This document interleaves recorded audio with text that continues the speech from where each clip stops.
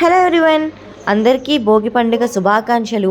భోగభాగ్యాలనిచ్చే ఈ భోగి నాడు ఉదయాన్నే లేచి ఆవు పిడకలతో భోగి మంటలు వేసుకోవడం మన ఆచారం. కానీ ప్రస్తుతం ఉన్న రోజుల్లో ఆవు పిడకలు దొరకడం చాలా కష్టం. అందుకని మామూలుగా కట్టెపుల్లలతో సంవత్సరం కూడా ధనుర్మాస ప్రారంభం నుంచి చివరి రోజు వరకు కూడా గొబ్బెమ్మలు పెట్టి ఆ పెట్టిన గొబ్బెమ్మలు పిడకలు చేసి అవి ఎండిన తర్వాత భోగి మంటలు వేసుకుంటాము. కానీ ఈ సంవత్సరం అమ్మ వాళ్ళకి పండుగ అనేది జరుపుకోకూడదు. అందుకని భోగి మంటలు ఆవు పిడకలతో కాకుండా కట్టెపూర్లతో వేసుకుంటున్నామండి. నేను ఈసారి వైజాగ్ అయితే వచ్చేసాము. మా పెళ్ళైన దగ్గర నుంచి వైజాగ్లో జరుపుకున్న ఫస్ట్ భోగి పండుగ ఇదేనండి.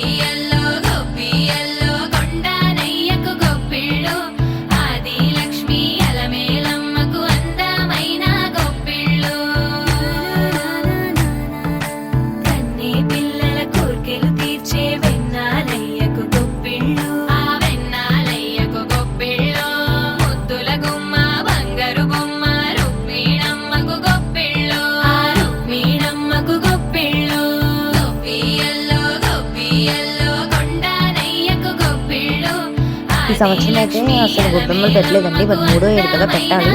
అయితే ఇంక ఎదుర్కొన్న వాళ్ళ ఇంట్లో ఆవు పేడ ఉందంటే వెళ్ళి అత్తమ్మ తీసుకొచ్చి ఫైనలీ గొబ్బెమ్మలు కూడా పెట్టించామండి యోగి చేత. నిర్విఘ్నంగా 3వ ఏడు కూడా గొబ్బెమ్మలు పెట్టించేసాము.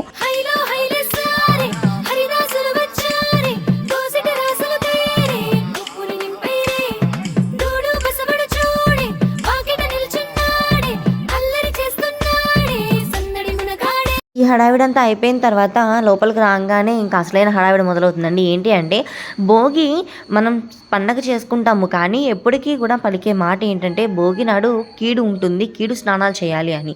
సో నలుగు పెట్టుకుని అభ్యంగన స్నానాలు చేయాలి. ఇదిగోండి మా సతీష్ గారికి యోగికి అత్తమ్మ అయితే చక్కగా తలకి నూనె పెట్టేసి నలుగు పిండి అయితే పెట్టేస్తుంది. సతీష్ గారు అయితే తర్వాత పెట్టుకుంటా అన్నారు. ఇంకా మా యోగికి అయితే ఫుల్గా నలుగు పెట్టేసేసి స్నానం చేయించడానికని వేడి నీళ్ళు పెట్టుకున్నాము.